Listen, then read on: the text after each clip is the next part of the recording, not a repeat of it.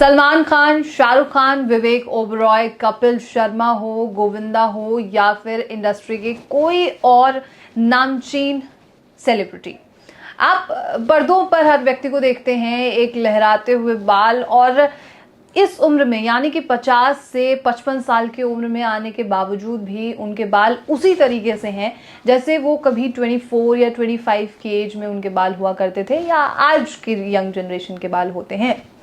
लेकिन ये कैसे होता है? हेयर ट्रांसप्लांट का नाम आपने ज़रूर सुना होगा और इसी पर आज हम चर्चा करने वाले हैं कि हेयर ट्रांसप्लांट क्या फ़ायदेमंद है या फिर नहीं है, क्या ये एक पेनफुल प्रोसेस होता है या फिर एक पेनफुल प्रोसेस नहीं है, इसकी लागत क्या है, और सबसे इम्पॉर्टेंट सवाल कि अगर आप एक बार हेयर ट्रांसप्लांट करवा लेते हैं तो क्या उसकी भी देखभाल करनी पड़ती है या फिर आप उसे यूं ही छोड़ सकते हैं। चलिए आगे बढ़ते हैं इस पूरे इंटरव्यू की तरफ, और हम मौजूद हैं लाफिमिक्स डर्मा में जो कि नोएडा के सेक्टर 51 में मौजूद है, और मेरे साथ मौजूद है जानी मानी डर्मेटोलॉजिस्ट डॉक्टर चंचल मैम। आपको बहुत स्वागत है। आपका भी लाफिमिक्स derma skin hair and laser clinic में स्वागत है। Thank you so much. और इतने सारे बॉलीवुड एक्टर्स का नाम सुन के लोग थोड़ा सा खुश भी हो गए होंगे कि कहीं आज मौजूद ही ना हो जाए, लेकिन हम तो ट्रांसप्लांट के बारे में, हेयर ट्रांसप्लांट के बारे में बात कर रहे हैं। हेयर फॉलिकल्स पर हम चर्चा कर चुके हैं, लेकिन हेयर ट्रांसप्लांट जो चीज़ है ये क्या होता है और कैसे आप लोग करते हैं, इस पर जरा हम चर्चा करें। देखिए, हेयर ट्रांसप्लांट मतलब redistribution of hair follicular unit. Okay, आपने मैंने पिछले एपिसोड में बताया होगा कि हेयर फॉलिकल के बारे में थोड़ा डिटेल में। राइट। अब जो हमारा ऑसिपिटल एरिया होता है, occipital means back area of the scalp, वो हार्मोन इनसेंसिटिव होता है। ओके।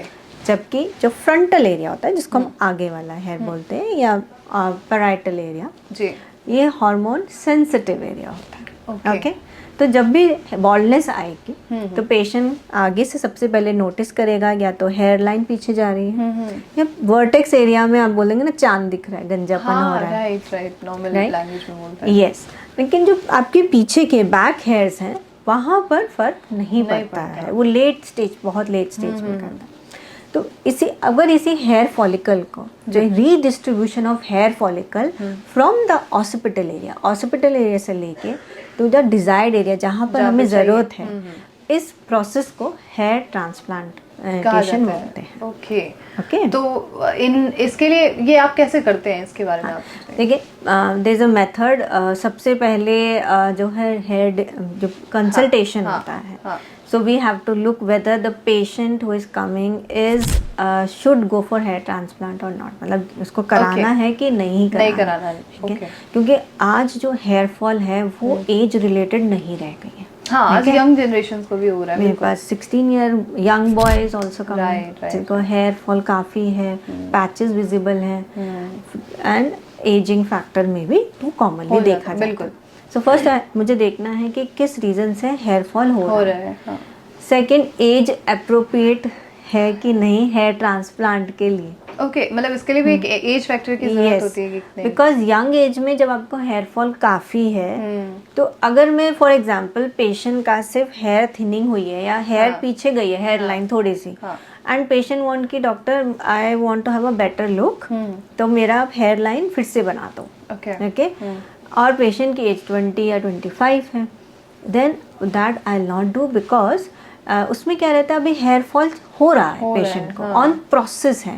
इट्स बेटर कि आप ट्रीटमेंट लें और उसको पहले रोकें हेयर फॉल को, क्योंकि आगे चल के वो हेयर फॉल कितनी तेजी से होगा, किस एरिया में आएगा, ये डिटरमाइन करना बहुत मुश्किल होता है। हो सकता है जैसे मैंने आज आगे की लाइन बनाई, लेकिन 2 साल बाद पीछे का पैच भी आने लग गया। राइट, ऐसा नहीं होता कि हम हर बार यहाँ से, it's a OT procedure.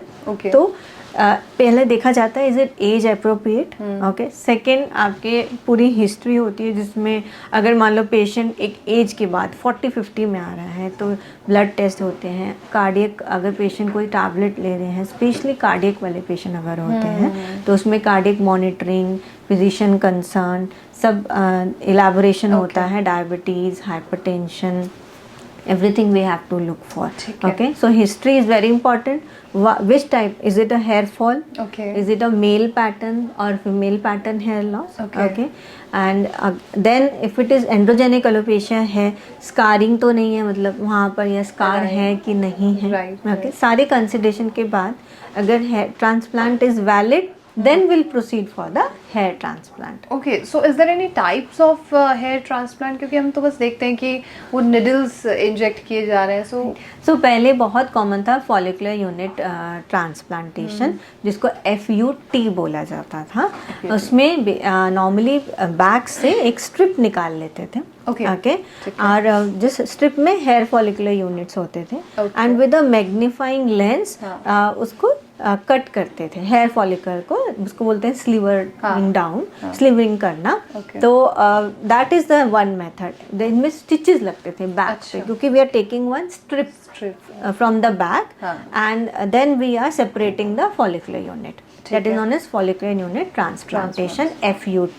Okay. आजकल बहुत कॉमन है, जिसमें इसमें थोड़ा सा क्योंकि स्टिच आ रहा है, डाउन टाइम थोड़ा ज़्यादा है, सर्जरी थोड़ी सी ज़्यादा हो गई पेशेंट के लिए. Very simple technique is follicular unit extraction, FUE.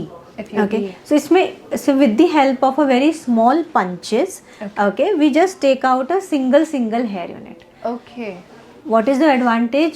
There is no stitching and very small wounds are there, जो heal हो जाते हैं in another 7 days with after the hair transplant. Okay, FUT में ये है कि आप पूरा स्ट्रैप ले लेते हैं, पूरा एक स्ट्रिप लेते हैं, स्ट्रिप ले जाते हैं, और उसमें FUE में होता है कि आप एक सिंगल फॉलिकल यूनिट ले रहे हैं. Yes. Okay. So is it a painful process or not? Yes, no, it's not a painful process. Definitely, because patient का प्रिपरेशन होता है. ओके, सो एक दिन पहले हम कुछ टैबलेट स्टार्ट करते हैं पेशेंट की. उसमें पेन किलर्स, एंटीबायोटिक्स, अगर कोई एंजाइटी है तो उसके लिए भी. Obviously on the day we shave the, थोड़ा सा मैं शॉर्ट में प्रोसीजर समझा देती हूँ. राइट. सो फॉर एग्जाम्पल मुझे आगे फ्रंटल लाइन बनानी है, सो मैं शेव करूँगी बैक से, ओके, डोनर एरिया को. फिर वहाँ पर एनेस्थीसिया देते हैं, क्लीन करेंगे, एनेस्थीसिया देंगे.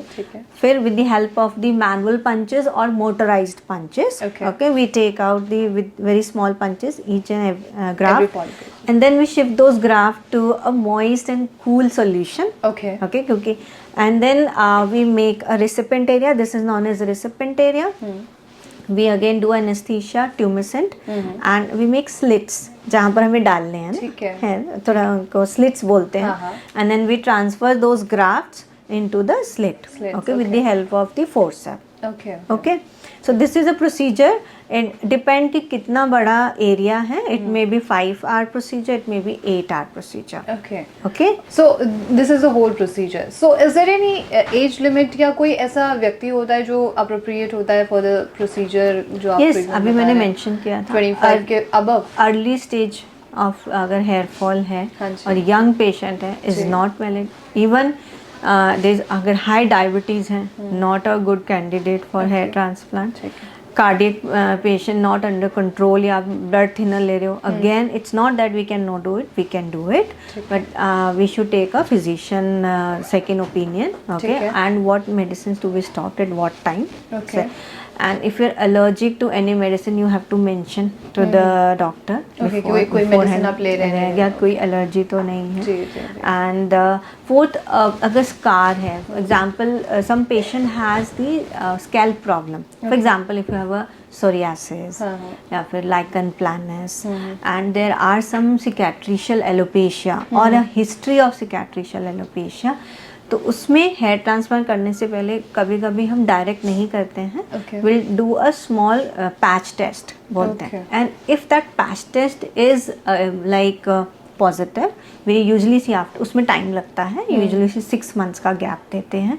If patient have a good patch test result, then we proceed for the hair transplant for a larger area. ठीक है. सो जैसे कोई पेशेंट आपके पास आता है या उसे हेयर ट्रांसप्लांट कराना है, तो वो उन्हें किस चीज़ का ध्यान सबसे ज़्यादा रखना चाहिए बिफोर ट्रांसप्लांट? या सो बिफोर, मतलब patient want to go for hair transplant, before hair transplant the scalp should be healthy. Okay, If you have a dandruff problem, should consult a doctor. Start using anti-dandruff shampoo. Okay. And again, agar if you have a past history of any scalp infection, you have to discuss with it. Okay. And first treat those scalp, whether inflammatory or non-inflammatory.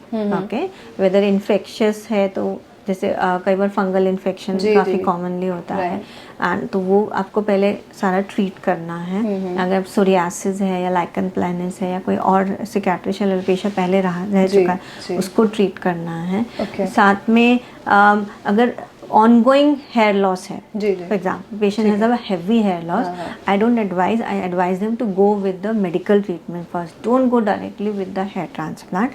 First stabilize, make your hair in a बोलते हैं ना better hair roots. Okay, so I just give them lot of GFC or PRP 1 or 2 sessions before going for hair transplant.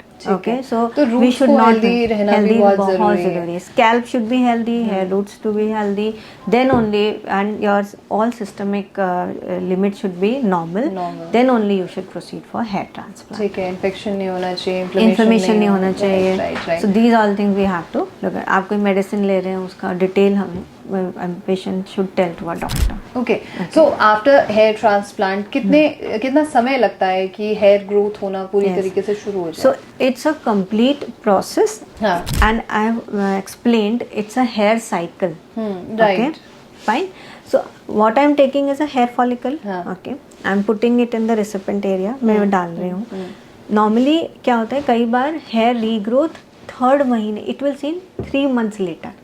Okay. If I'm doing hair transplant today, sudden नहीं होता है, sudden नहीं होता है, 3 months. Normally, yes, sudden से मुझे याद आया. Normally, for example, today is a hair transplant. We remove the dressing on the after first or second day. Okay. जो आपको दिखेगा स्कैबिंग दिखेगा जहाँ पर ट्रांसप्लांट लगा है. ओके, वो 15 डेज में अपने आप विद दी हेड वॉश आपका 7th डे में will do start doing head wash. Remember, head wash आपका 7th डे में होता है. अच्छा, okay. Okay, 7th to 15 from the day of hair transplant 15 day तक आपका पूरा स्कैबिंग वैन अपने आप धीरे धीरे झड़ जाता है with the help of the shampoo. Okay, वहाँ पर हीलिंग प्रॉपर हो जाती है. Okay, then you will start applying the oil serums on the scalp area. So this is the process. In this, within 3 months, some patients what happens, the hair roots जो हमने लगाए हैं वो falling stage में चले जाते हैं. इसलिए first 3 months जो है वो hair fall भी हो सकता है, which is normal. Okay, and then the regrowth will start from 3rd month to 6th to 9th month. You will get a complete hair regrowth. So मतलब हम मान सकते हैं कि 3 to 6, 6 to 9 months 9th month में हम बोलते हैं कि आपका कंप्लीट हेयर ग्रोथ आपको दिखेगा. यस. ओके, सो क्या इसके कोई साइड इफेक्ट है? क्योंकि हम एक इंजेक्शन इंजेक्ट कर रहे होते हैं और समटाइम्स पेशेंट्स आर कि वो एंजाइटी के पेशेंट्स हो सकते हैं या मिस हो सकता है कि उन्हें इन्फ्लेमेशन हो, पेशेंट्स ना शेयर करें. सो क्या कोई साइड इफेक्ट भी हो सकता है? देखिए, most important is post care. जो आपको डॉक्टर समझा रहे हैं वो आपको ध्यान रखना है. Post care, antibiotic, anti inflammatory, and वो आपको प्रॉपरली लेना है for 3 to 5 days. So you have to follow the doctor prescription after the hair transplant. Second, there can be a swelling. Okay, if swelling appears, you have to see the doctor. Doctor will examine and will let you know कि क्या precautions लेने हैं, head elevate रखना है, tablet लेनी है. तो swelling is very common क्योंकि हम tumescent लगाते हैं, normal saline डालते हैं, तो कई बार स्वेलिंग आइज तक भी आ जाती है. कभी कभी आते हैं, हर पेशेंट पे नहीं आते, वेरी करता है. Okay, that's normal. सेकेंड, जहाँ से हमने डोनर एरिया से लिया है, कभी कभी पेशेंट को लगता है कि वहाँ पर कुछ इन्फेक्शन हो गया है, तो will give antibiotic to apply that. Okay, so that is there.